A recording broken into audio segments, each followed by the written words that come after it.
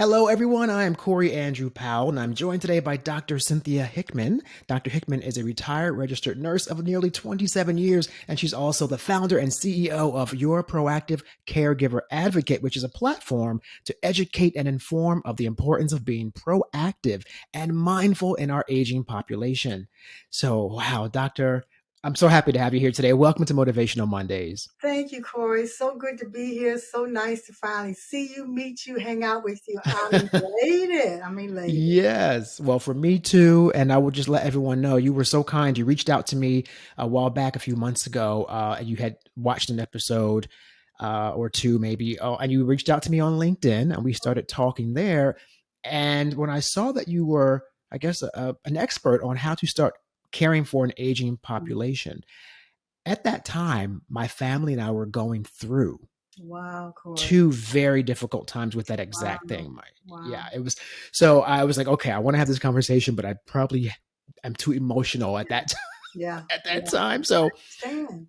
yeah, so here we are now. And so just to begin, I want to let everyone know, as I mentioned, you did leave a career after 27 years as a registered. Was it an acute care Mm-hmm. cardiologist? Correct. Cardiologist nurse. Yes, in the Texas Medical Center here in Houston, Texas. Yes. I walked away, Corey. One day I actually went to a nursing conference and I had left capable individuals with mom. But when I came back, mom was different. She just looked different. Things were just. So I went to work that next day, Corey, and I just out of the, I don't know, it just happened. So that I came home that night, wrote a resignation letter. And at the same time, my daughter was asking me to write a letter for leadership or something, Corey. And so I wrote her a letter, wrote my letter. So when she asked me to send her letter, I sent her my resignation letter because I wasn't going to tell anybody. I just needed to do it. So when I did that, I went to work and I said, I can get another job. I can't get another mother. And I left my job on August 13th, 2013, which was her birthday. Walked away, just walked away. And you decided that that was in order for you to be her full-time Full-time caregiver. caregiver, correct. Her full-time Mm. caregiver from day up to sundown. I needed to be at home with her, watching what needed to occur, providing what she needed. It was just necessary. Mhm. And we hear these stories often, and people don't realize that I guess it's a multi-pronged situation because you just simplified it with, well, I had to go take care of her and make sure everything was okay. But under that, there are all these nuances Hmm. that we're not prepared for very Correct, often. And correct. so with that comes, I know there are a few talking points that you do share in your work, but for example, one of the things that I'm going through now with my mom, and she's still able bodied and, but she's getting older. She's in her 70s. The conversation about knowing what the person's wishes are Yes, should something happen. yes, And yes. that's just one of those situations. But before we get to that, though, tell me a little bit about some of the things you discovered when you said, I'm going to take care of my mom, that were part of that you had not really anticipated. One of the things, Corey, it was very interesting that because I was a registered nurse, many people thought I had it all together because I'd had a career in nursing and healthcare, so I knew what was going on, right? So working in the hospital with a lot of support, the first thing that was very strange and different and hard for me was I could no longer push the call button and say, "Hey, you all come help me." It was me, myself, and I, and of course my hubby. So when you don't have all the support that you have when you're working in a healthcare environment and it's now you don't have supplies, you don't have all these different things that you can go to the closet and get for someone you're caring for in the hospital. You now have to get it going in the environment that you're in. So the first challenge was really trying to figure out what it is I needed at the time. Because when you hear the word proactive, and that's why I coined myself, my brand is Your Proactive Caregiver Advocate, is because we can't go get something in the thick of things. So we have to anticipate. And that was the blessing of being a nurse. We learned how to pay attention subjectively and objectively, so we saw things coming. That was the advantage. Now, all things didn't work out the way I would have liked, but I had that mindset. So it's important to have a mindset of what if. What do you need and what if? And people don't typically have that mindset. And one of the things that I tell people when I speak around, I say to you, have you taken the blinders off? What do I mean by that? If I'm 40, mom's probably 60, if not 70.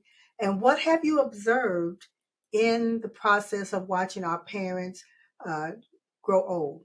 What are we thinking? We're not. We're like, we're just going through life because that's what we do. And then what happens is when something just hits us, we're lost. So when I say take the blinders off, I'm asking you to look at first your situation. I'm even asking you to look at your genetic makeup. Because, for example, if you have chronic diseases in your family, they may come your way. So have you prepared for that? And what are you doing to get ready for that?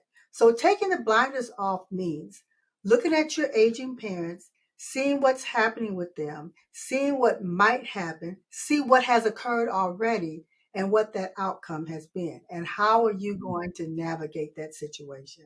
That is such great advice because you raise a great point. We're always just going and going, and it's a very fast paced society, even more so now because of technology. Everything is instant gratification, and no one's really stopping to even realize, wait, I'm older, so that means Mhm. mom is clearly older. We're not even stopping. And you're right, it wasn't for me until we were faced with my grandfather getting ill, and God bless him, he was like 91 when it happened and Okay. still Right. capable minded, but just Right. the Right. body was failing. Hmm. um but that triggered me saying, well, wait, if he was that age, my mom is like right getting up there, and then I'm right under there. So it wasn't like it was just one layer. I had to think about, what am I doing to make sure I'm around to take care of my mom? Right. Am I making the right choices to be Right. healthy as much as I can?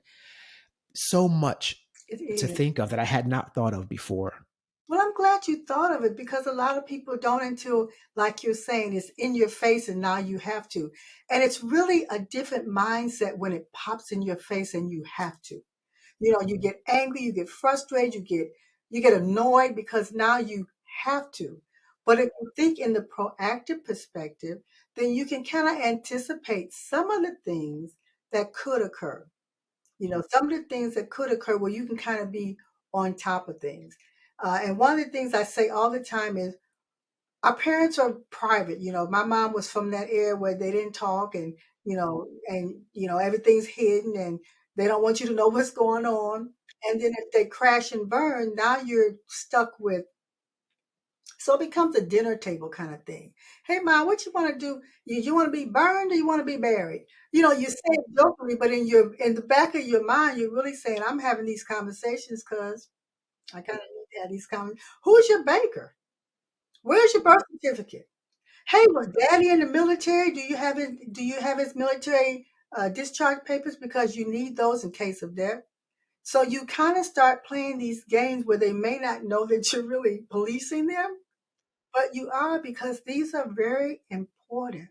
And these are the things I learned, Corey, which is how I wrote that second book. Because a lot of things that my mom had in place, was so helpful. But a lot of people don't have things in place. And you just end up in that rat race of so much stress.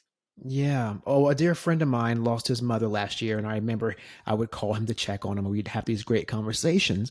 And he'd tell me about how he had to ask his mother exactly about where papers were located, for example, which seems very mundane, but when something happens and you can't ask her, you might tear the house up trying to find her last will or her last wishes or whatever it may be. And so he said, he had to sit down and have the conversation with her. And towards that stage in her life, she was really comfortable with like, okay, boy, let me tell you how we're gonna do it. This is Right, because she knew she was on her way out. And right, together right, they collectively came to that right. that strategy. So I will tell you that it triggered me to have that conversation with my mom, and I Oh, have to good. tell you that I thought of you. Oh my goodness. I'm gonna tell you, because I had not had these thoughts really until you reached out to me and I began to read about your bio and who you were and what you did. And at that point, my family was just starting to kind of go through these things, but I don't know if I would have been so conscious of it if you were one of those inspirations that said, I better go ask some questions. Oh, Corey, thank you. But you're right. And we don't think about it. It's not a bad thing, a good thing. It's just a thing that it's sort of like, it's interesting because we all know, Corey, we're pilgrims passing through and none of us are going to get out of here alive. But we don't, Right. Like it's but not we don't it's not think about that. exclusive. Right. Right. So, it's sort of like it's people are scared to talk about death or the what if or what happens. And that tends what keeps people from not having those conversations because who wants to talk about I'm gonna be stage left out of here? We don't. Yeah. But I think that Yeah. we're at a stage, if the pandemic didn't show us anything, Corey, it should have showed us that we need to pay attention and start doing the things that are important to ourselves and our family. Hmm. Mhm. Yeah. Mhm. It's even prompted me now, as I was speaking to you before we began recording, I shared that I'm in a new home that my partner and I purchased. But even in that planning, Mhm. I we planned into that. Well, my mother may have to come live with us at some point. She's doing great now, Mhm. but she may have to come live with us. Mhm. So therefore, I'm not going to get a house with a second floor. I There want you everything on go. one level. Mhm. I'm not getting any younger, so my knees might not be able to handle stairs in Absolutely. 20 years. So and Absolutely. right, and so you begin to think about Mhm. things very differently for sort of like your long haul or your end game, if you Right. will. Right. Um, but you had your first book though. Your first book, was that one basically about the story of you taking care of your mother? And I think that was the one called Daughter, from the nurse, lens of daughter, caregiver. nurse, and caregiver. Yes, Right. the journey of duty and honor. That one was from the journey of taking care of my mom. And I actually wanted her to be a part of that book, Corey. And every time I started it, I couldn't get going. And of course, after she died, I found out, God in my ear, I couldn't write it until the end of the story had occurred. And then I wrote it backwards. I had to write the most difficult part of it first in order to get to the fun part so people can know a caregiving journey was arduous at times, but there was fun in it.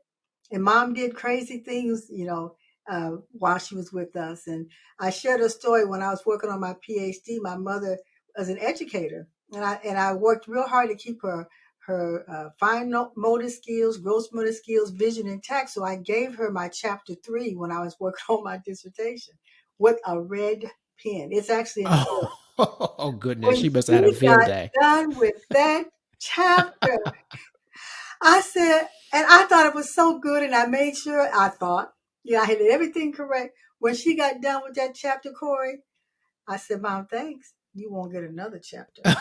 Exactly. As we call it, she bled all over the paper, honey. Oh She my goodness. But it was Yeah. one of those things where I was trying to do things that add her in it.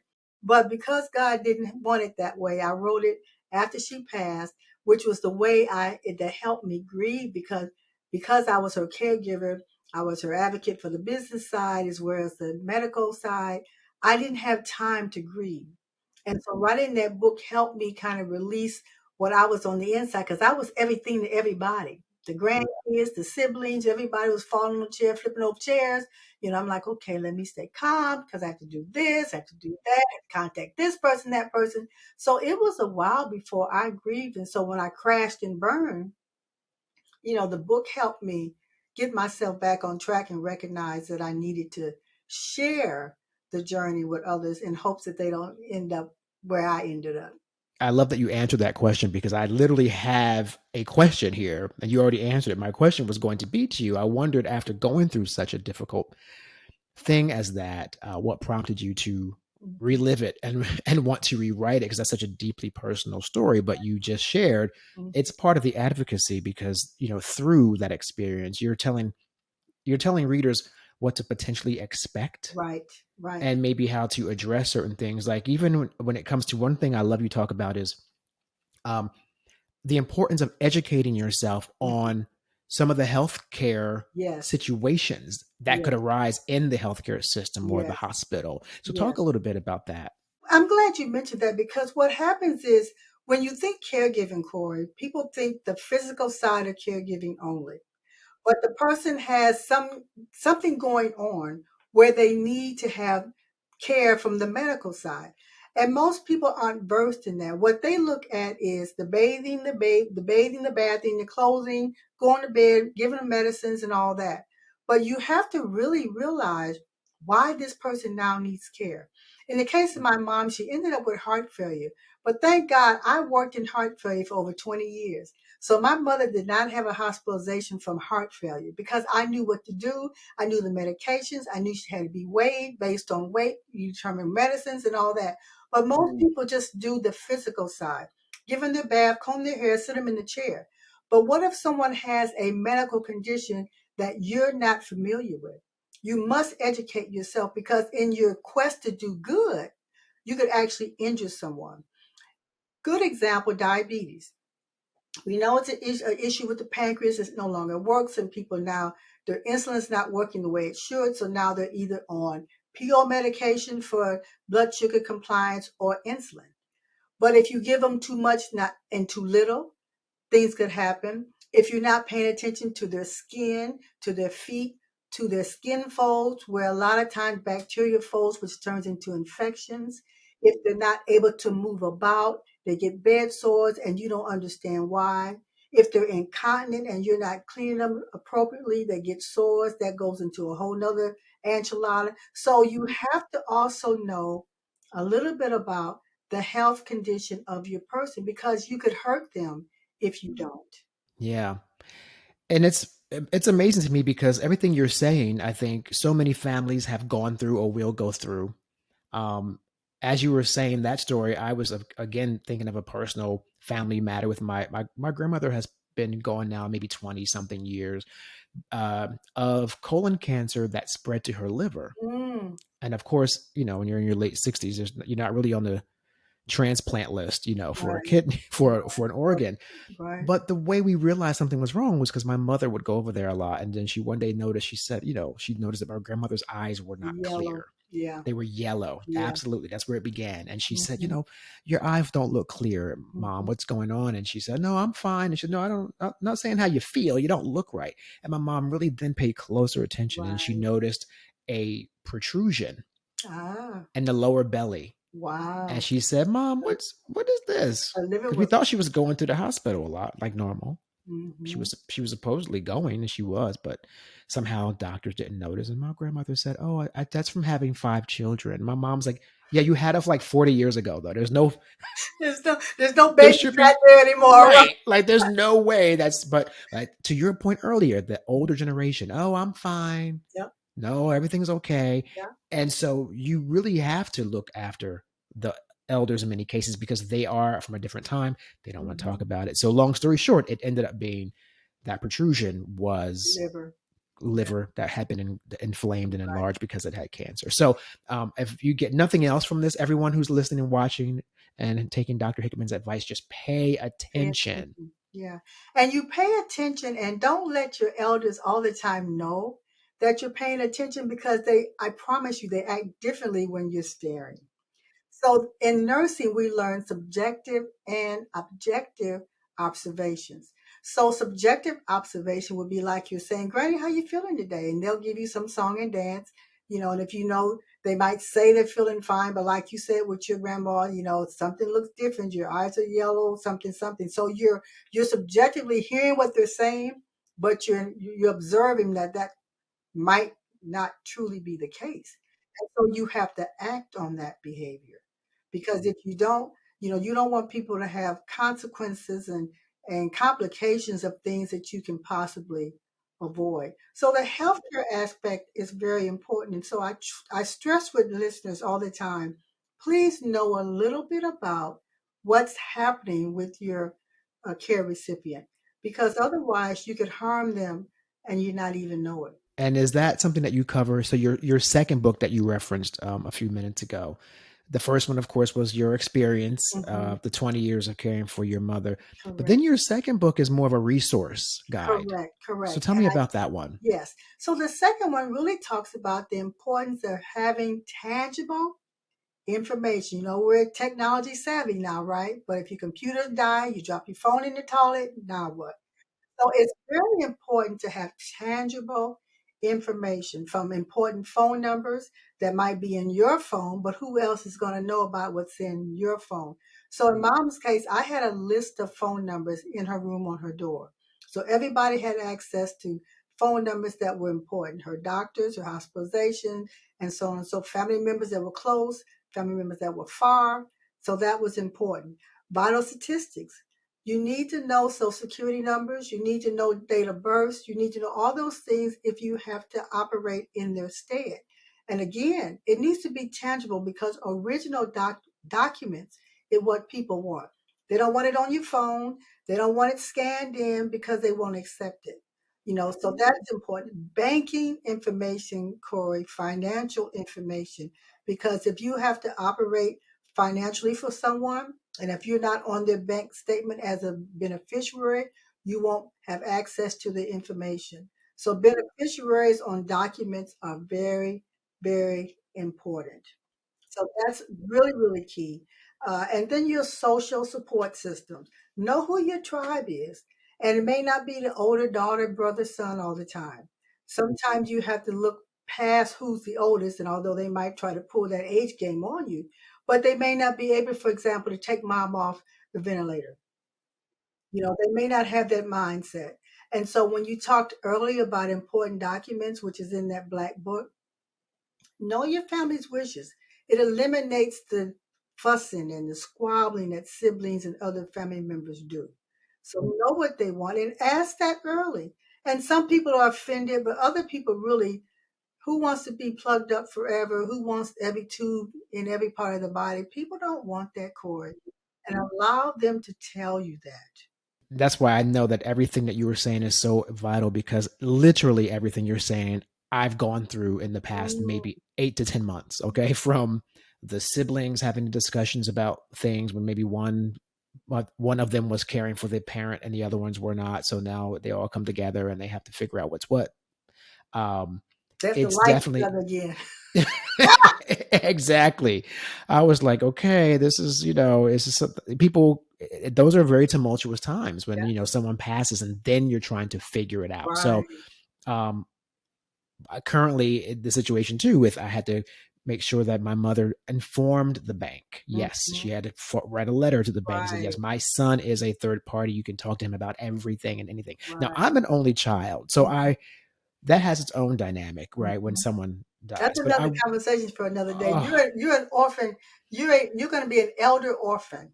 it's a tricky thing, right? Because then you say, well, okay, now me. On Mhm. top of that, you're compiled with, well, wait a minute, I'm not going to maybe have a Corey if I don't have any kids. Or it's a lot of Right, different nuances to go correct. through. But I did wonder, in your case, though, are you the eldest of your siblings? I'm not. I'm actually number three. Okay. But mom, I didn't mention this, but mom lived in Ohio for all of her life. And when she moved to Texas to live with us, it was because she lived in a house with a basement. And that's the Mm. other thing I want to mention to you. As your parents get older, what type of environment are they living in? Because safety is so very important. So mom lived in a house with basements, and the hot water heater, the wash and dry, and all that good stuff is All in the down in the basement basement. Oh, with bad knees. So, you know, it just wasn't going to work. So we moved her here. But I say that because a lot of times people don't pay attention to even the safety part of where your parents are living. And it's hard for a person to leave their environment. Mom was in Ohio for 50 years, in Toledo for mm. 50 years, taught there, did all that. And the thing of it is, so you have to work a way out where you're not just snatching somebody out Right, of their right, environment. That's so right. painful. So she Hmm. visited Texas back and forth so she can kind of get a feel of it. And then so when she came, it wasn't as stressful. Yeah, So yeah. that's the other thing, safety of the home. Yeah. I mean, like when I tell you that you are, this is crazy because my mama right now, huh? Washer and dryer and hot water heater Don't and tell me. everything Don't tell me. is in the Don't basement. say it. And I literally just called her 2 weeks ago. I'm like, okay, so I know you're doing good, mom, but we're going to get you like a life alert thing just in case because you go down the stairs a lot. And I really would rather you not. But that's where the Yeah, washer and dryer is. yeah, So, yeah, I mean, yeah, I'm checking off every box. That's why I say I know if I'm checking off this many boxes of what you're talking about, the yeah. whole population has Yeah. have these concerns. But Kelly, this They is the have to. question that I'm trying to ask, put my head around, because even when I ask to speak about this, people don't want to hear it until they're faced with it, and that's so Mm, unfortunate. Because the reality is, like you're saying, you're checking boxes, and you've checked boxes, even based on what I might have said to you, or you've seen in the past. But how many other people haven't even put the box on the paper yet? right. Yeah. Yeah. That's the scary part, because no one wants to suffer through loss. Is difficult all by itself. And Hmm. watching someone decline in health is also another sad reality. It happens because there's leaks in our buildings, and one day we're going to move out of them. But what Yeah. can Yeah. we do to make somebody comfortable in that process? We have to know. We have to be okay with understanding however painful it was to be. To watch my mom in the end, from being an independent person who was driving her car, went from the cane to the wheelchair, to the walker to the wheelchair, to not being able to get up out of the bed, for me turning, I mean, that whole process, Yeah. I lived it. And Mm. although I tried to enjoy the time, I just said to myself, what if that was me, Corey? How would I want to feel? How would I want to be treated? How do I wrap my arm around independence to dependence? Thank you so much for joining me today, Dr. Cynthia J. Hickman, founder of Proactive Caregiver Advocate. It's just a great service, and I'm going to get both your books just so we're Oh, clear bless on your that. heart. Okay. I kind of need them just to. It's a guide, and I think Yeah. it's something that we all should have as a resource. So I will get them, and I thank you for being here today. Oh, thank you, Corey. So nice to meet you.